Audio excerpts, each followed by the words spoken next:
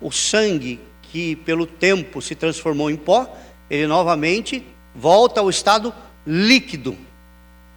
E por isso as procissões nas cidades, nas ruas, levando então esse sangue. Daí então o nome de Corpus Christi, a celebração do corpo de Cristo. Então a concepção católica é exatamente essa, que no momento da consagração, aqueles elementos, eles deixam de ser o pão produzido através do trigo, da água, o vinho deixa de ser vinho, produzido a partir da uva, e ele passa a ser o sangue de Cristo. E o pão transforma-se literalmente no corpo de Cristo. Essa é a concepção católica romana da ceia do Senhor, ou da Eucaristia, como é chamada na Igreja Católica. Mas aí nós temos um outro reformador, Lutero. Lutero, ele entendia, embora vamos lembrar que Lutero, ele era do clero católico. Ele manteve então alguma coisa a respeito dessa teologia católica. Para Lutero, embora aquilo fosse pão, aquilo fosse vinho, o pão produzido através do trigo, o vinho produzido através da uva, eles continuavam a ser pão e vinho, mas também eles se transformavam no corpo e no sangue de Jesus. Estavam presentes ali, né? A consubstanciação estava presente ali, de forma literal, o pão e o vinho, mas também o corpo e o sangue de Jesus. Havia também essa mudança ali no momento da oração, chamada oração de consagração ou oração eucarística, havia essa mudança. Aí nós tínhamos um outro reformador, Zwinglio. Ele era bem mais radical.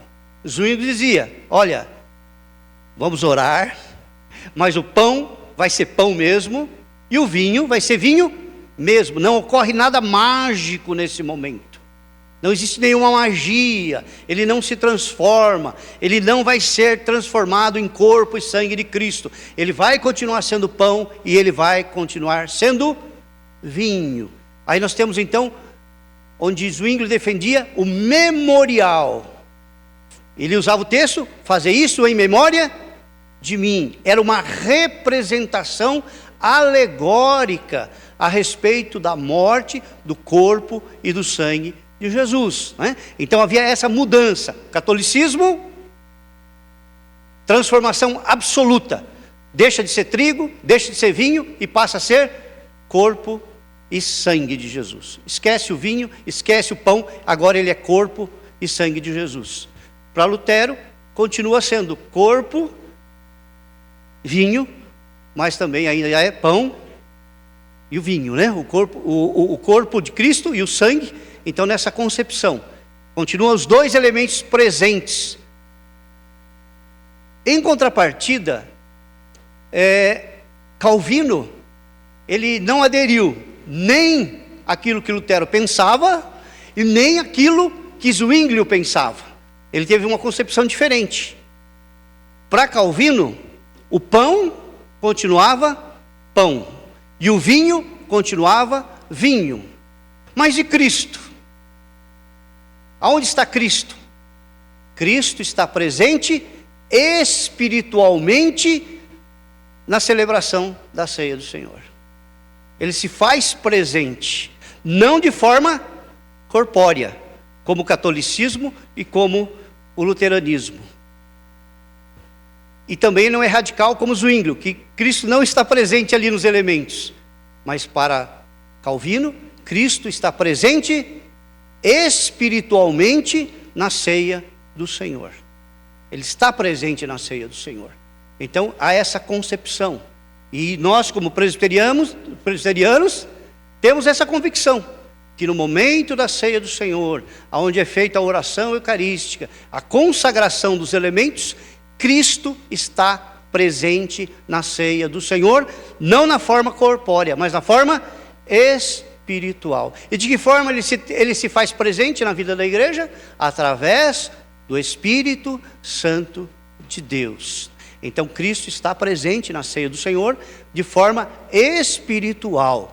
De forma espiritual ali naquele momento. Assim como está presente em todos os momentos, né? Mas de forma clara na ceia do Senhor, em contrapartida a essas linhas que eram defendidas pelos reformadores, né? E voltando, ele achava tão importante essa questão, tão importante, né? Que ele acreditava e ele defendeu, embora não tenha conseguido que isso ocorresse, mas para Calvino, todo domingo deveria ser celebrada a ceia do Senhor. Não era como eles faziam, celebrava a cada 4 meses apenas, né? 4 vezes ao ano, mas que ela deveria ser celebrada todos os domingos. Havia um empecilho muito grande ali, né? Talvez alguns comentaristas eles falam, né? Que um dos empecilhos era que havia muito pecado entre o povo. Né? Então se tornaria difícil para o povo todo domingo estar participando, né? Porque precisaria um tempo maior aí para que as pessoas pudessem fazer uma análise, uma revisão das suas vidas para poder estar participando da ceia do Senhor. Algo assim que é tão interessante é que havia uma preocupação muito grande na celebração da ceia do Senhor. E hoje nós olhamos para a nossa realidade.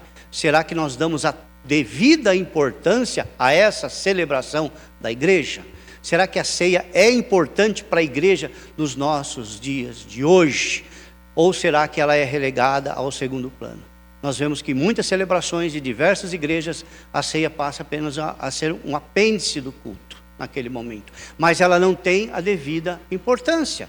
Ela não é trabalhada como o relembrar daquilo que Cristo fez na cruz do Calvário e a presença espiritual de Jesus no meio da igreja. Lembrando que na igreja primitiva, ela era realizada também quando a igreja se reunia todos os dias. Mesmo que de casa em casa se celebrava a ceia do Senhor. Em todas as liturgias reformadas, ela tem uma importância tremenda. Embora nós vivemos um momento hoje em que as liturgias muitas vezes são colocadas como algo do passado, algo que não tem importância, né? Nós temos muita informalidade, muitas vezes no culto, onde nós nos esquecemos da importância da liturgia na igreja, o que ela nos faz, né? Nos lembrarmos a importância da igreja como afirmação da fé cristã. Essa tradição cristã, ela foi passada de séculos em séculos, e um dos veículos que fez com que esse conhecimento, esse ensino fosse passado à igreja, eram as liturgias que relembravam todo o ciclo do ano e do calendário cristão, relembrando e reafirmando a fé cristã para os nossos dias de hoje. Então essa eram a forma que os reformadores viam a ceia do Senhor, né? E a gente precisa entender claramente, porque muitas vezes nós temos uma concepção católica, né, mesmo sendo evangélicos, temos uma concepção católica da ceia do Senhor.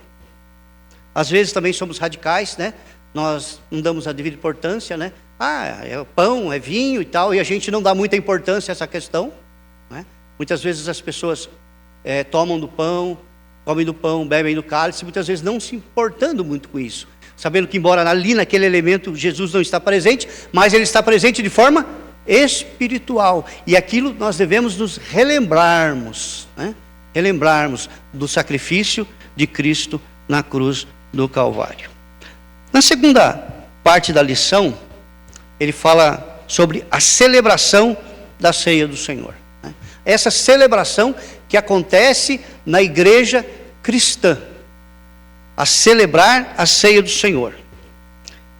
Os reformadores, eles enfatizaram a comunhão sobre 2 espécies, o pão e o vinho, também para os leigos, tendo sido restabelecida essa prática, mas não avançaram no sentido da participação das crianças na ceia. Como que era isso? Lembrando que na igreja medieval, somente participava da Eucaristia o clero. Somente o clero participava. E nós precisamos entender algo assim interessante, que muitas vezes a gente não entende, né? Porque membro da Igreja Católica, até nos nossos dias de hoje, é o clero. Ele é um membro da Igreja Católica, é o clero, né? Começando lá do Papa, descendo até as ordens mais baixas, até o diaconato, por exemplo. Esses são os membros da Igreja Católica. Os leigos, eles não são membros da Igreja Católica. Eles não participam do governo da igreja, eles não participam da escolha, né? Sabemos que a escolha, ela é uma forma episcopal de governo, né? Escolhido lá, são os cardeais que vão escolher o Papa. Então o povo não participa do governo da igreja. Lá na Igreja Reformada de Genebra, o que eles entenderam? Que todas as pessoas deveriam participar da ceia do Senhor. Não somente o clero, mas todos os membros da igreja, os leigos da igreja, né? As pessoas que não eram ordenadas, elas deveriam estar participando da ceia do Senhor. E aqui ele diz, eles não avançaram. Por quê?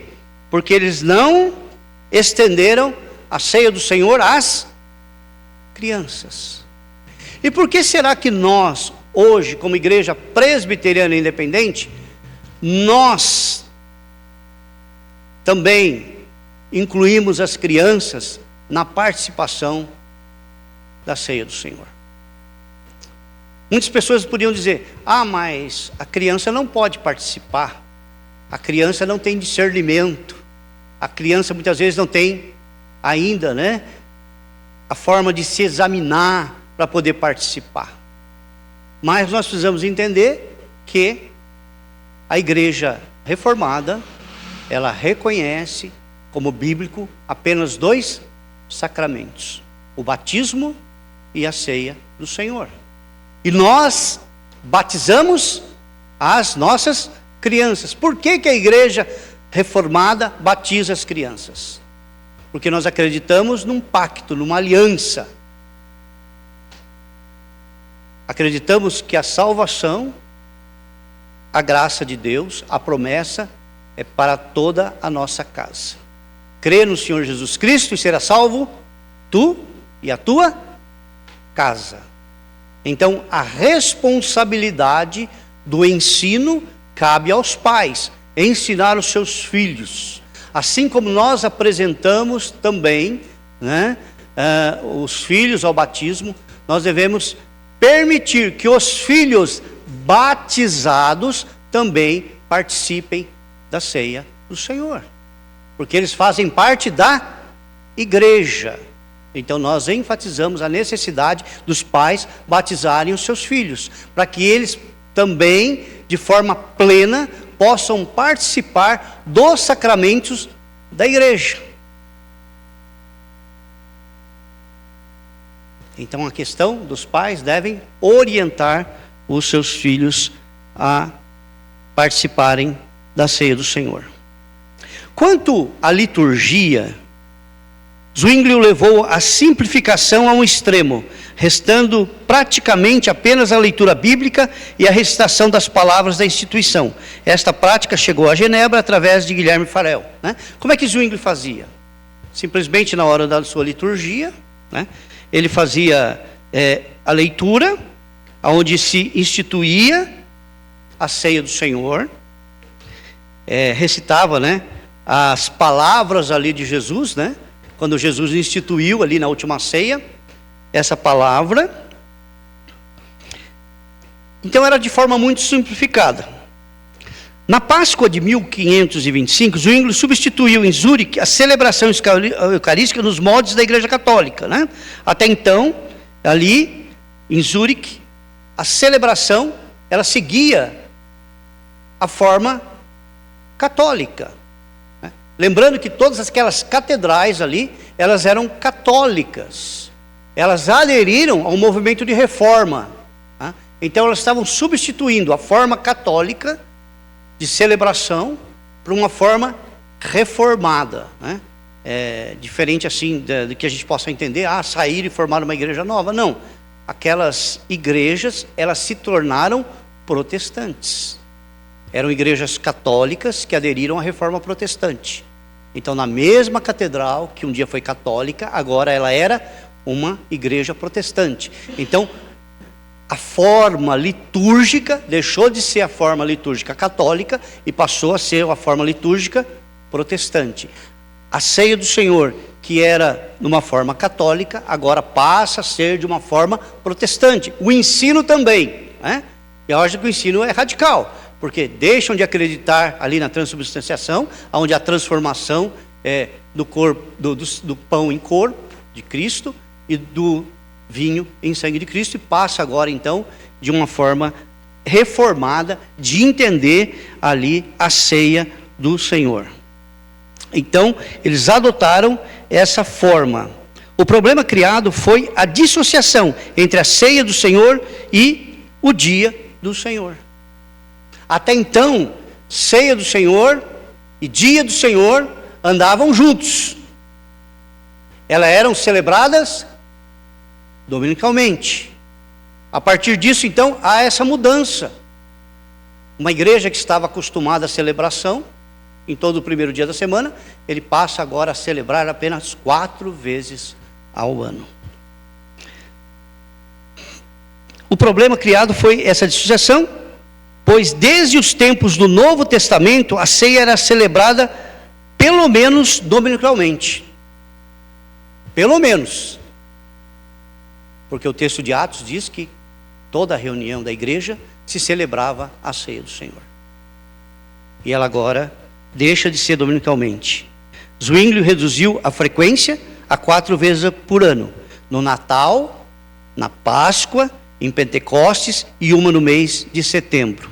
Em vão, Calvino lutou por uma celebração dominical em Genebra. Não conseguiu apoio nem mesmo para a celebração mensal. Vamos pelo menos então celebrar uma vez por mês. Nem isso eles concordaram com Calvino. E a igreja presbiteriana independente, ela adota essa forma. A celebração mensal da ceia do Senhor. Algumas igrejas celebram no primeiro domingo, tem igrejas que celebram no segundo domingo, mas o fato é que nós celebramos mensalmente a ceia do Senhor. Em sua estada em Estrasburgo, Calvino elaborou uma versão em francês da liturgia de Basser, cuja liturgia da mesa segue. Como que era feita? Primeiro, a apresentação das oferendas. O que eram as oferendas? Eram as ofertas, já se oferecia diante do Senhor. Depois as intercessões, a igreja intercedia nas suas orações. Depois o Pai Nosso, com extensa paráfrase. Depois preparação dos elementos, enquanto se canta o credo apostólico. A oração de consagração e Pai Nosso. Palavras da instituição, exortação, a fração e a dação, a distribuição dos elementos da ceia do Senhor. A comunhão, enquanto se canta um salmo ou hino, a oração de pós-comunhão e a bênção araônica. Lembrando que na liturgia lá de Calvino, não se usava a bênção apostólica, mas se usava a bênção araônica, que está lá em Números. O Senhor te abençoe e te guarde. Quem nos ajuda aí? Faça resplandecer seu rosto sobre ti e tenha misericórdia de ti e te dê a paz. Essa é a bênção de Arão, a bênção araônica. E era essa bênção que ele instituiu ali na sua liturgia no final do culto. Na liturgia de Genebra, elaborada por Calvino em 1542, foi suprimida a oração de consagração. E durante a comunhão, o canto de um salmo ou hino foi substituída pela leitura de um salmo ou outra passagem. Cabe observar que essa mudança refletiu a imposição do costume adotado em Genebra por Farel, e não na liturgia de Calvino. Houve aí uma mudança, lembrando ali da grande influência de Guilherme Farel, ali na cidade de Genebra. Convém lembrar, porém, que tanto Lutero como Zwinglio e Calvino mantiveram na liturgia a afirmação de fé através do credo dos apóstolos. E aí, por que o credo dos apóstolos é importante para a igreja? Por quê?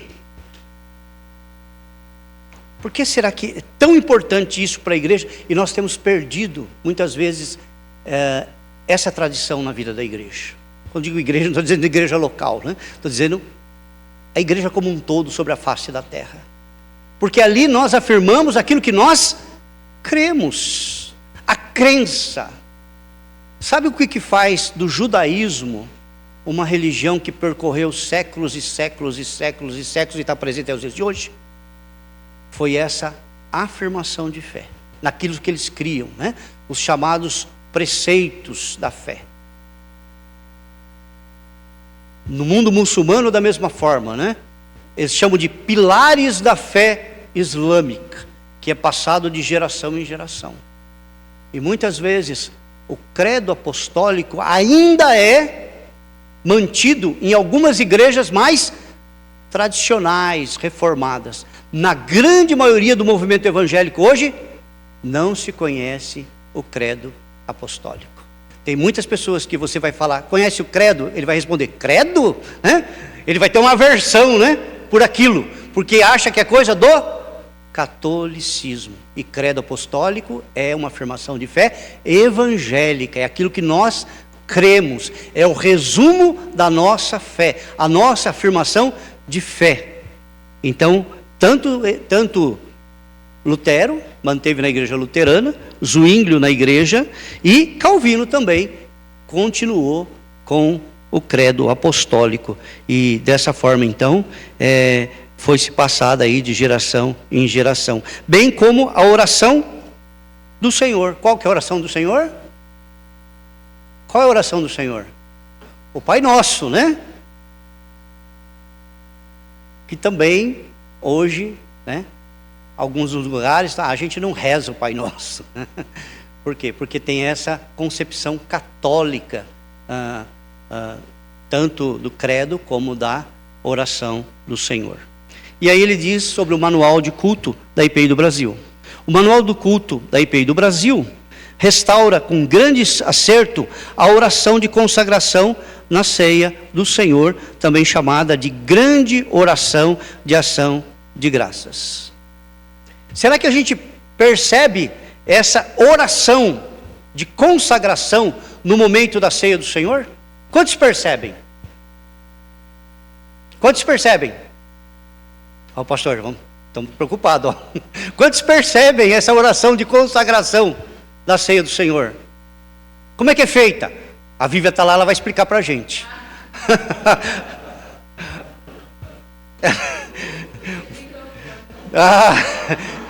Está a caminho. Senão nós vamos mandar para Genebra fazer um curso com o Calvino. O pastor, ele pega os elementos, né? Lembra que primeiramente o pastor pega ali o elemento, ele pega o pão, né? Muitas vezes ele pega o pão, ele parte ali, né? E ele consagra, ele faz a oração de consagração daqueles elementos. Porque ali ele vai ter uma forma, ele embora ele vai continuar sendo pão, vai continuar sendo vinho, mas ele vai ter também algo espiritual. Porque aquele pão, aquele vinho, ele não vai alimentar somente o nosso corpo, ele vai alimentar também o nosso físico. E o nosso espiritual. E a ceia do Senhor também, ela tem algo interessante, que é a questão terapêutica na vida da igreja. Porque primeiramente ali ele vai curar os corações. Porque naquele momento onde nós fazemos a reflexão das nossas vidas e nos tornamos aptos, né? Na verdade, as pessoas falam, eu não vou participar da ceia. Mas o que está dizendo ali, não. Examine-se, pois, o homem e tome do pão, né? E beba do cálice. Porque é o momento de você restaurar as suas emoções. Restaurar aquilo que está quebrado. Se você tem problema com alguém, se você está vivendo em pecado, aquele momento é um momento de cura espiritual, de restauração espiritual. Por isso da importância. Então, a oração de consagração, ela tem uma importância muito grande. E você não vai ver em nenhuma igreja presbiteriana ou reformada celebrar a ceia sem que haja a oração de consagração. Aquele é o ápice ali, é a consagração, aonde de servir o alimento. É como a transformação que ocorre naquele momento, né? Aqueles elementos estão sendo consagrados ao Senhor para que traga saúde física, emocional e espiritual para a vida da igreja. Então tem essa importância aí na vida da igreja, né? E também que se conclui com o Pai Nosso, bem como a afirmação de fé através do credo apostólico ou credo niceno. São elementos que nos unem às grandes tradições do cristianismo, tanto no Ocidente como no Oriente, tanto no presente como no passado. Então, essa celebração é uma ponte que nos liga às grandes tradições cristãs do mundo todo.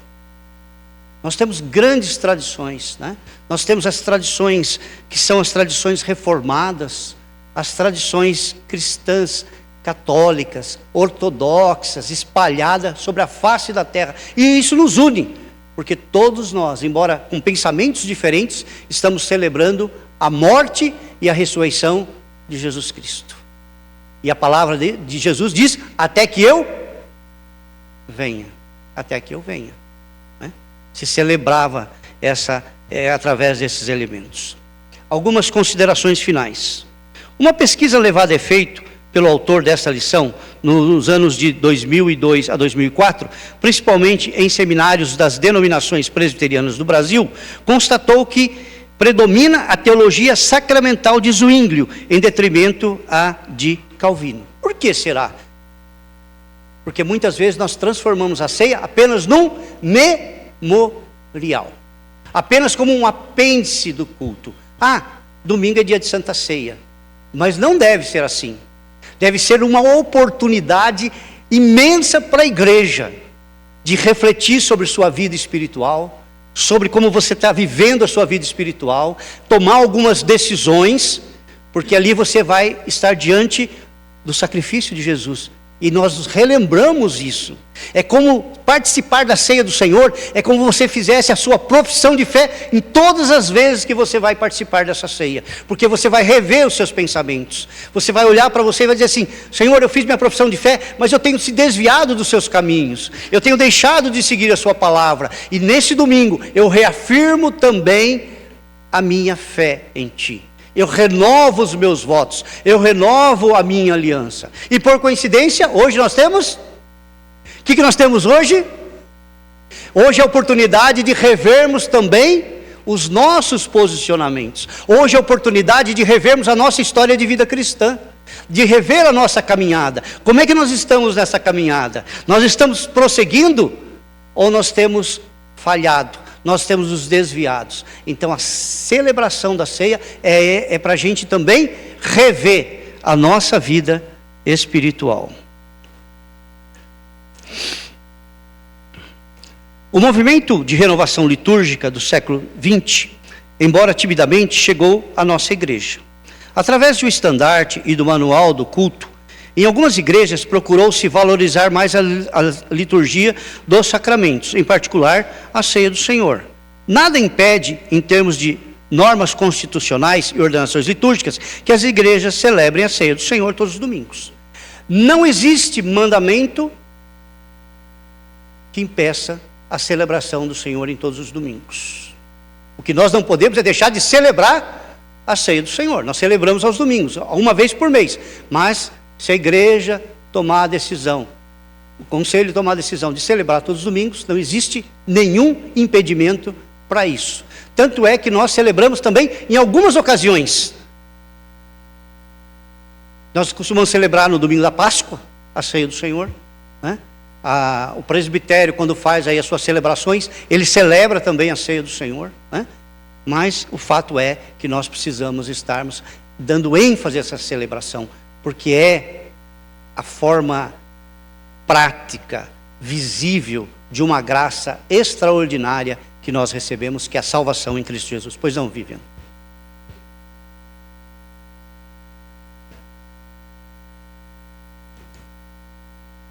Eu não consegui entender, não estou ouvindo.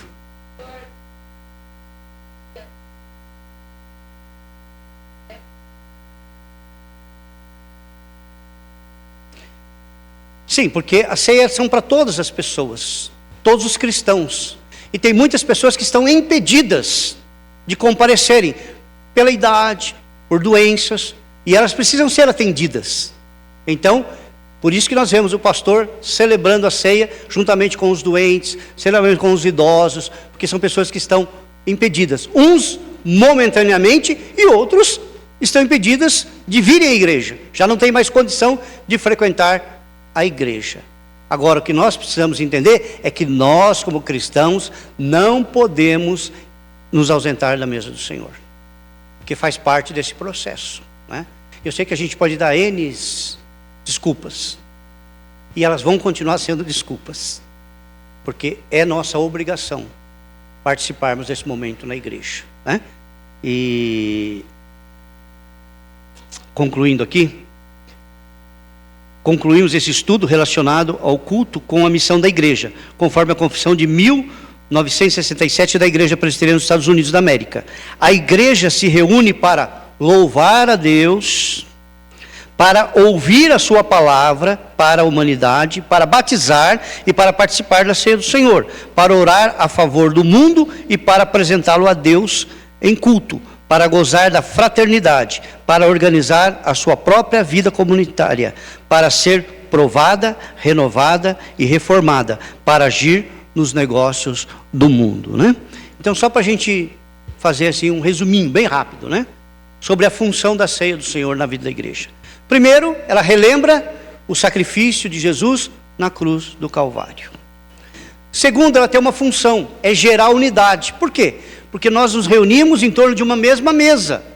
É como se a gente, como somos uma família, pudéssemos sentar todos juntos e compartilharmos daqueles alimentos. E no nosso caso, o pão e o vinho. Então ele gera unidade, né? Você está gerando unidade. Você, independente da sua condição social, né? Se você tem condição de ir a um restaurante e comer um caviar, ou se você ir no restaurantinho ali e comer um PF, nesse momento nós somos todos iguais. Nós partilhamos do mesmo alimento, o pão.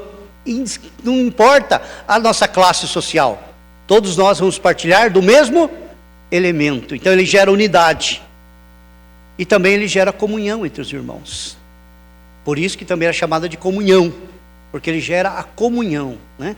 Quando nós estamos aí nesse momento de culto, de comungarmos a mesma fé, temos as mesmas aspirações, e todos nós temos a certeza que estamos a caminho do céu.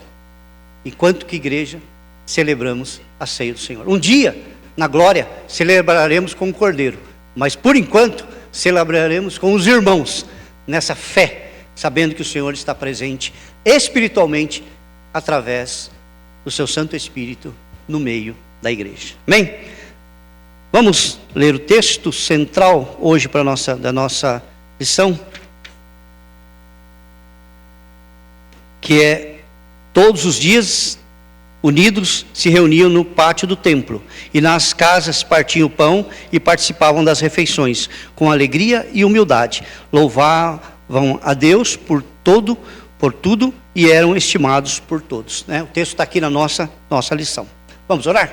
Senhor, nós te agradecemos por esse momento, Senhor, de estudo da Tua Palavra. Que o Senhor venha falar aos nossos corações, ó Pai. E que o dia de hoje, Senhor, seja um preparo, Senhor, para celebrarmos juntamente com os irmãos, ó Pai, a ceia do Senhor. Nós pedimos a bênção, a graça e a misericórdia do Senhor, ó Deus, e que nessa noite, ó Pai, se houver enfermo no meio da igreja, Senhor, que a celebração da ceia venha trazer cura e restauração. Nós pedimos em nome de Jesus. Amém.